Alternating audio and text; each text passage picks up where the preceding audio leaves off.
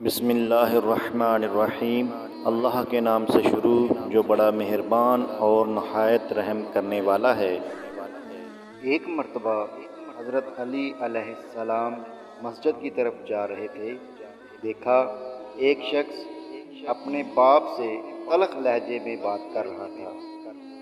تو حضرت علی علیہ السلام اس شخص کے پاس آئے، اس سے مخاطب ہو کر کہنے لگے کہ اے اللہ کے بندے، یاد رکھنا اگر تم چاہتے ہو کہ کائنات کی ہر خوشی تمہارے قدموں میں ہو تو دو لوگوں کا بہت خیال رکھنا۔